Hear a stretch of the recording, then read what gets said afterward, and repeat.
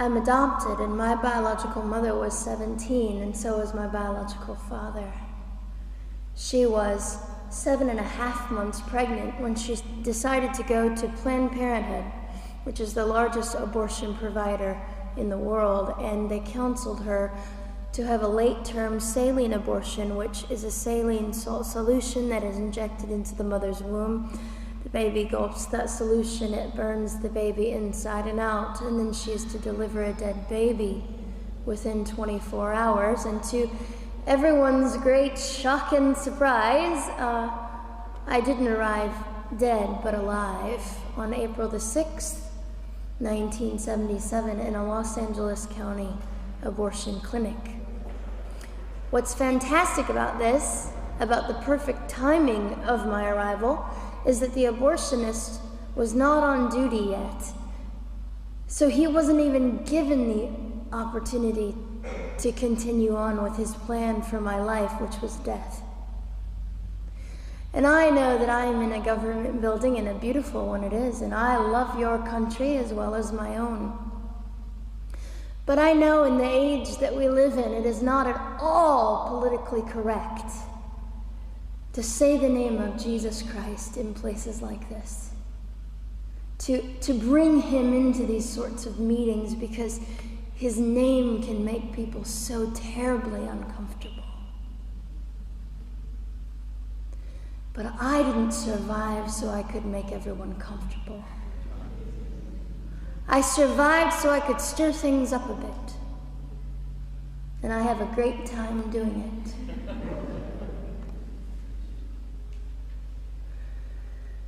And so I was delivered alive, as I've already said, after 18 hours. I should be blind, I should be burned, I should be dead. And yet I'm not. You know what is fantastic vindication is the fact that the abortionist had to sign my birth certificate. So I know who he is. And it also says, for any skeptic listening, on my medical records, born during saline abortion. Ha! They didn't win. I've done some research on the man that performed the abortion on me. And his clinics are the largest chain of clinics in the United States of America, and they gross $70 million a year. I read a quote from him at some point several years ago, and he said, "I have aborted over 1 million babies, and I consider it my passion." I tell you these things because, listen, ladies and gentlemen, we are in an interesting battle, whether we realize it or not, in this world. It is a battle between life and death. What side are you on?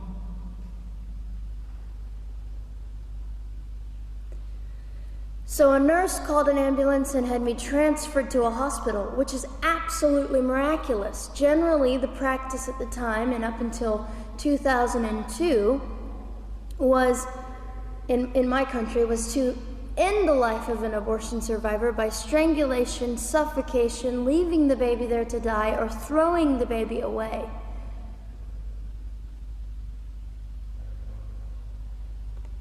But on August the 5th, 2002, my extraordinary President Bush signed into law the Born Alive Infants Protection Act to prevent that from occurring anymore. You see, we're playing for keeps. We're playing for, I'm hoping to be hated by the time that I die so that I can feel God about me and understand what it was to be hated. He was hated. Christ was hated.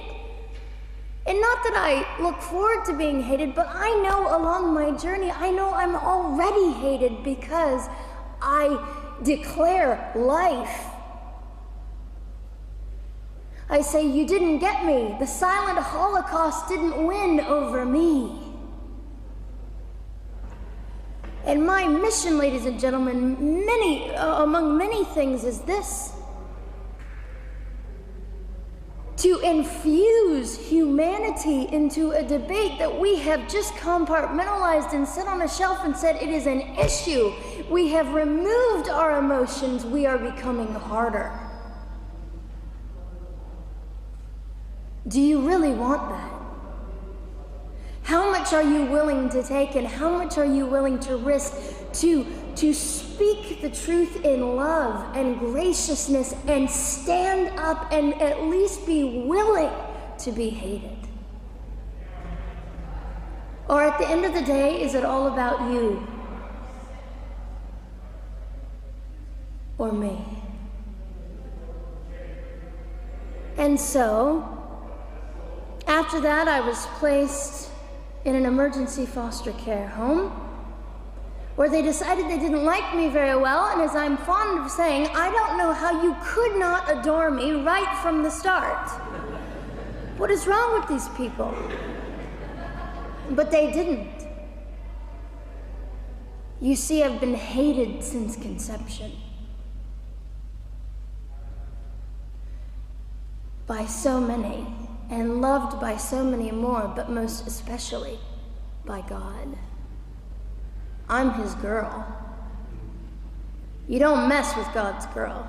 I got a sign on my forehead that says, you better be nice to me because my Father runs the world.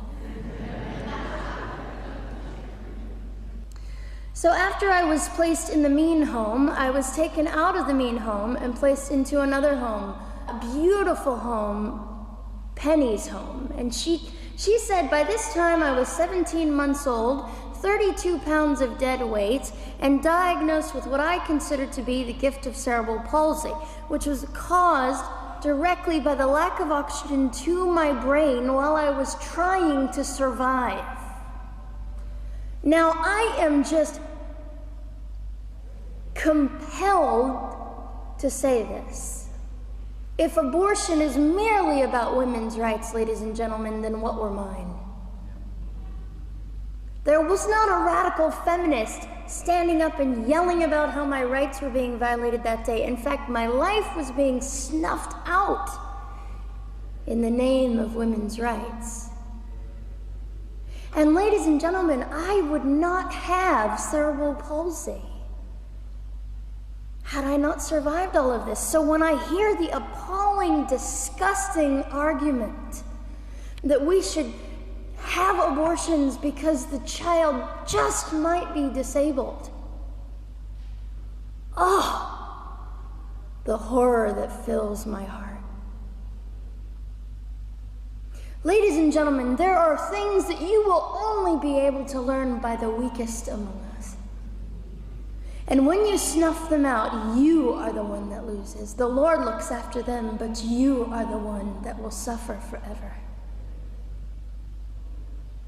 And what arrogance, what absolute arrogance, and it has been an argument for so long in this human place that we live, that the stronger should dominate the weaker, should determine who lives or dies.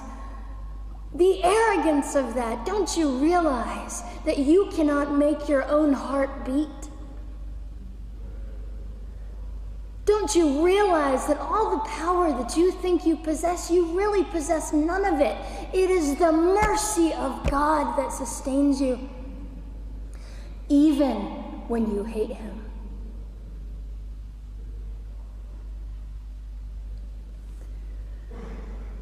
So they looked at my dear Penny and they said, Gianna will never be anything, which is always encouraging. And she decided to ignore them, and she worked with me 3 times a day, and I began to hold up my head, and I said, well, Gianna will never this and never that. Long story shorter, I was walking by the age of 3.5 with a walker and leg braces, and I stand up here today with a mild little limp and without a walker and leg braces. I fall gracefully sometimes and very ungracefully at other times, depending on the situation. but I consider it all for the glory of God. You see, ladies and gentlemen, I am weaker than most of you, but this is my sermon. And what a small price to pay to be able to blaze through the world as I do and offer hope. And I think in our misunderstanding of the way things work, we misunderstand how beautiful suffering can be. I don't willingly sign up for it, but when it comes, we forget. We forget that God is in control and God has a way of making the most miserable thing beautiful.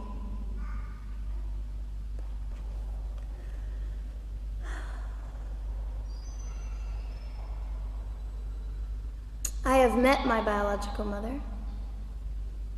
I have forgiven my biological mother. I am a Christian.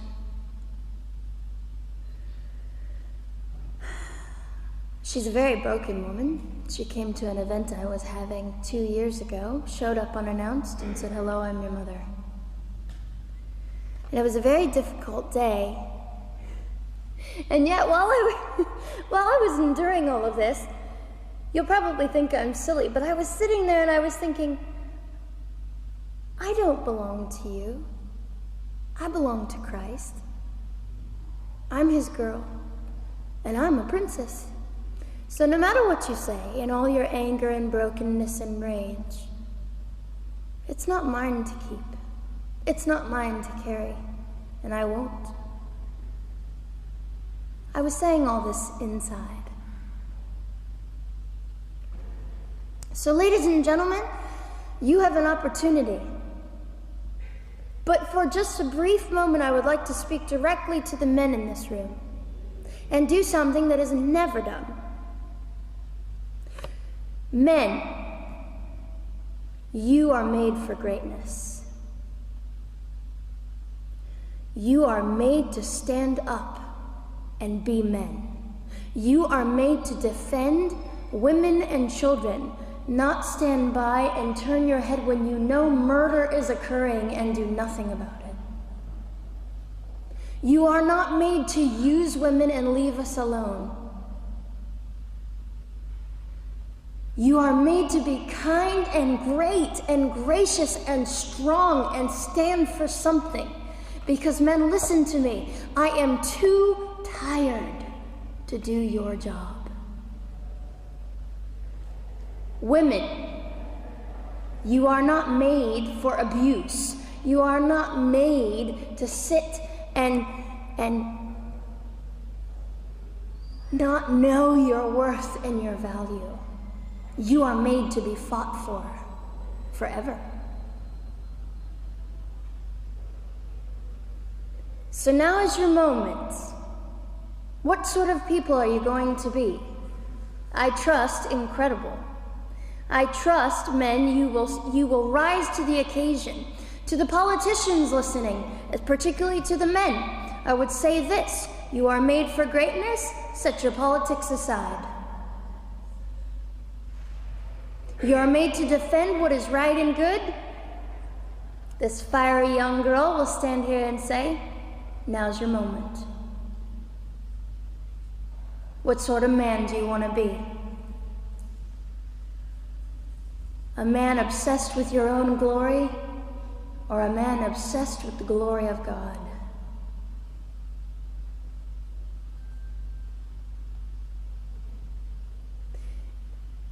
It's time to take a stand, Victoria. This is your hour. God will assist you. God will be with you. You have the opportunity to glorify and honor God in 2008. I'll just end with this. Some of you might be slightly annoyed that all I keep doing is talking about God and Jesus. But how on earth can I walk about limping through this world and not give all my heart and mind and soul and strength to the Christ who gave me life? So if you think I'm a fool, It's just another jewel in my crown. My whole intent in living here is to make God smile. I hope some of this made sense. It just came from my heart. God bless and keep you.